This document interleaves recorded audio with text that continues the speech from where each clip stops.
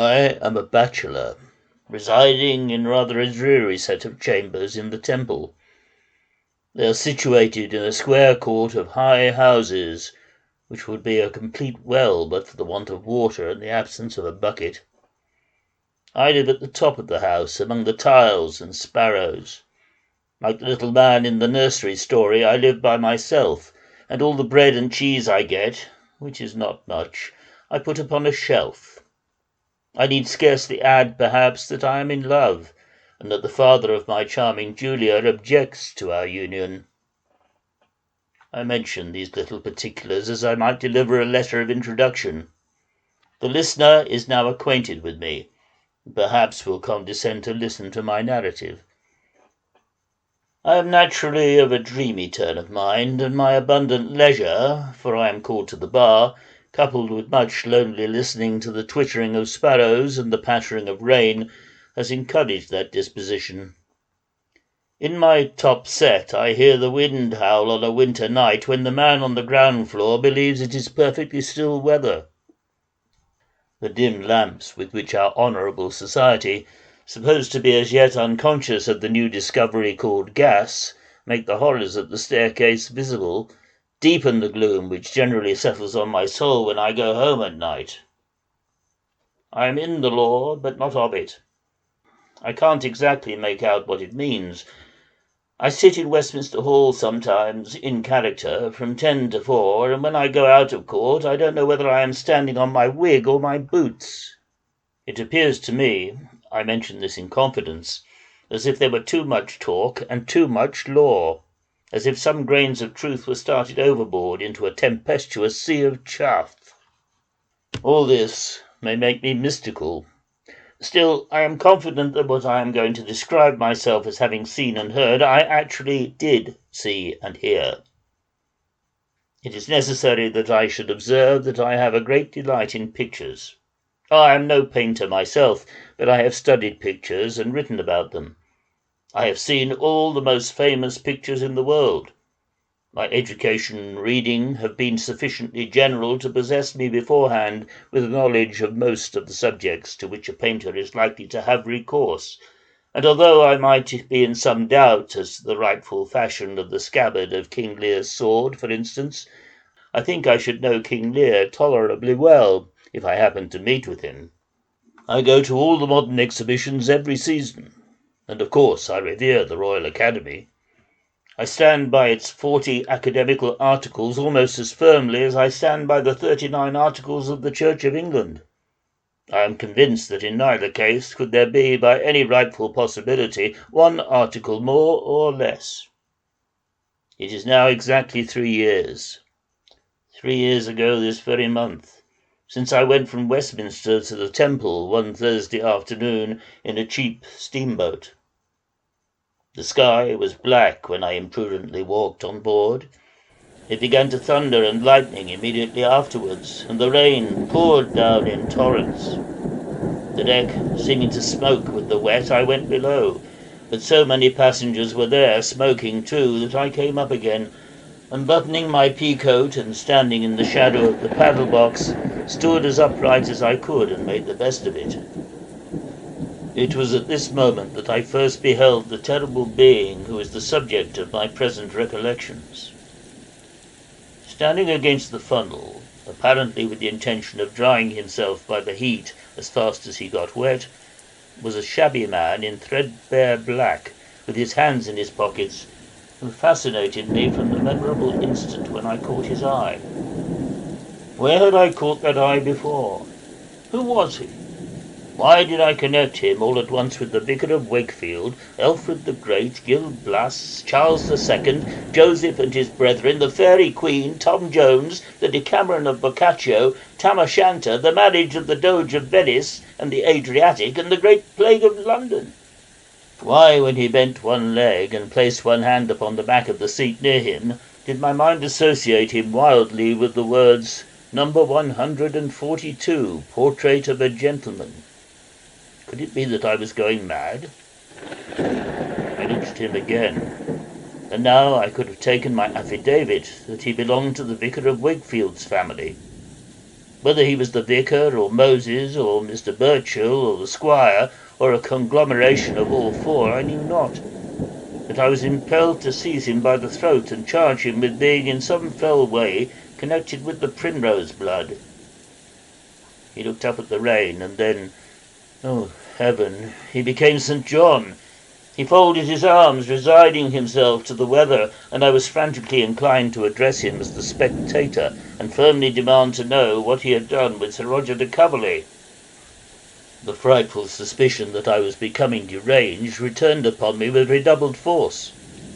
Meantime, this awful stranger, inexplicably linked to my distress, stood drying himself at the funnel, and ever, as the steam rose from his clothes, diffusing a mist around him, I saw through the ghostly medium all the people I have mentioned, and a score more, sacred and profane. I am conscious of a dreadful inclination that stole upon me as it thundered and lightened, to grapple with this man, or demon, and plunge him over the side. But I constrained myself, I know not how, to speak to him, and in a pause of the storm I crossed the deck and said, "What are you?" He replied hoarsely, "A model." "A what?" said I. "A model," he replied. "I sets to the profession for a bob an hour." All through this narrative I give his own words, which are indelibly imprinted on my memory. The relief which this disclosure gave me, the exquisite delight at the restoration of my confidence in my own sanity, I cannot describe. I should have fallen on his neck, but for the consciousness of being observed by the man at the wheel. "You then," said I, shaking him so warmly by the hand that I wrung the rain out of his coat cuff, "are the gentleman whom I have so frequently contemplated in connection with a high-backed chair with a red cushion and a table with twisted legs?" "I am that model," he rejoined moodily, "and I wish I was anything else." "Say not so," I returned. "I have seen you in the society of many beautiful young women," as in truth I had, and always, I now remember, in the act of making the most of his legs. "No doubt," said he. "And you've seen me along with vases of flowers, and any numbers of table kivers, and antique cabinets, and warious gammon." "Sir?" said I. "And warious gammon," he repeated in a louder voice. "You might have seen me in armour, too, if you'd looked sharp. Blest if I hadn't stood in half the suits of armour as ever came out of Pratt's shop, and sat for weeks together a-eating nothing out of half the gold and silver dishes as has ever been lent for the purpose out of Stores's and Mortimer's, or Garrard's and Davenport's. Excited, as it appeared, by a sense of injury, I thought he would never have found an end for the last word, but at length it rolled sullenly away with the thunder. "Pardon me," said I, "you are a well-favoured, well-made man, and yet, forgive me, I find on examining my mind that I associate you with, that my recollection indistinctly makes you, in short, excuse me, a kind of powerful monster." "It would be a wonder if he didn't," he said. "Do you know what my points are?" "No," said I. "My throat and my legs," said he. "When I don't set for a head, I mostly sets for a throat and a pair of legs. Now, granted you was a painter and was to work at my throat for a week together, I suppose you'd see a lot of lumps and bumps there that would never be there at all if you looked at me complete instead of only at my throat, wouldn't you?"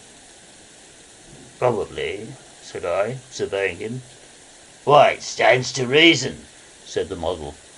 "Work another week at my legs and it'll be the same thing. You'll make 'em out as knotty and as knobby as last, as if they was the trunks of two old trees. Then take and stick my legs and throat onto another man's body, and you'll make a regular monster. And that's the way the public gets their regular monsters, every first Monday in May when the Royal Academy exhibition opens." "You are a critic," said I, with an air of deference. "I'm in an uncommon ill humour, if that's it," rejoined the model with great indignation. as if it warn't bad enough for a bob a hour for a man to be mixing himself up with that there jolly old furniture that one 'ud think the public knows the very nails in by this time, or to be putting on greasy old hats and coats and playing tambourines in the Bay of Naples and Vesuvius a smoking according to pattern in the background and the wines a bearing wonderful in the middle distance, or to be unpolitely kicking up his legs among a lot of gals with no reason whatever in his mind but to show 'em, as if it warn't bad enough, I'm to go and be thrown out of employment too." "Surely no," said I. "Surely yes," said the indignant Bottle, "but I'll grow one." The gloomy and threatening manner in which he muttered the last words can never be effaced from my remembrance. My blood ran cold. I asked of myself, what was it that this desperate being was resolved to grow? My breast made no response. I ventured to implore him to explain his meaning. With a scornful laugh, he uttered this stark prophecy: "Oh, grow one, and mark my words, it shall haunt you." We parted in the storm, after I had forced half a crown on his acceptance with a trembling hand. I conclude that something supernatural happened to the steamboat as it bore his reeking figure down the river, but it never got into the papers.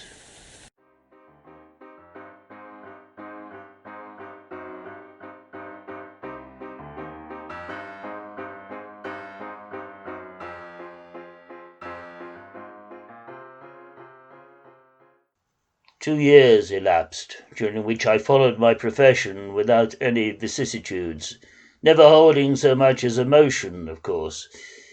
At the expiration of that period I found myself making my way home to the Temple one night in precisely such another storm of thunder and lightning as that by which I had been overtaken on board the steamboat, except that this storm, bursting over the town at midnight, was rendered much more awful by the darkness of the hour. As I turned into my court, I really thought a thunderbolt would fall and plough the pavement up. Every brick and stone in the place seemed to have an echo of its own for the thunder. The water-spouts were overcharged, and the rain came tearing down from the housetops as if they had been mountain-tops. Mrs. Parkins, my laundress, wife of Parkins the porter, then newly dead of a dropsy, had particular instructions to place a bedroom candle and a match under the staircase lamp on my landing, in order that I might light my candle there whenever I came home. Mrs. Parkins invariably disregarding all instructions, they were never there. Thus it happened that on this occasion I groped my way into my sitting-room to find the candle, and came out to light it.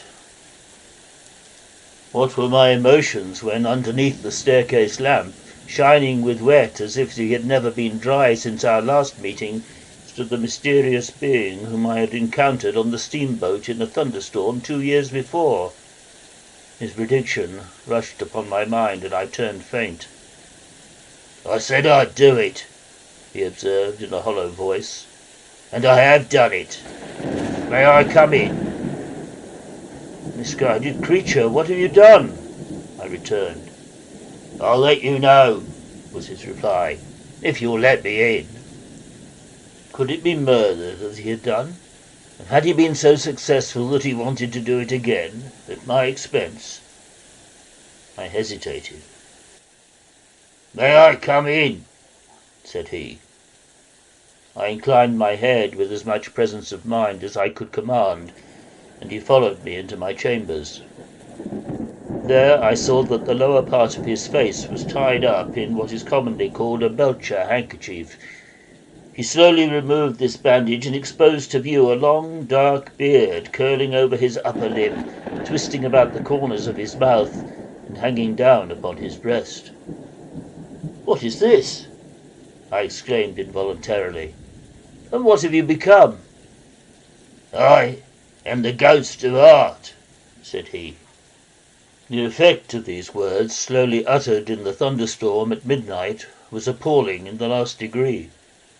More dead than alive, I surveyed him in silence.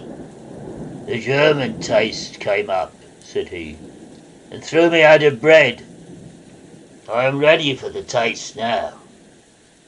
He made his beard a little jagged with his hands, folded his arms, and said, "Severity." I shuddered. It was so severe. He made his beard flowing on his breast, and leaning both hands on the staff of a carpet broom which Mrs. Parkins had left among my books, said, "Benevolence." I stood transfixed. The change of sentiment was entirely in the beard. The man might have left his face alone, or had no face. The beard did everything. He lay down on his back on my table, and with that action of his head threw up his beard at the chin. "That's death," said he.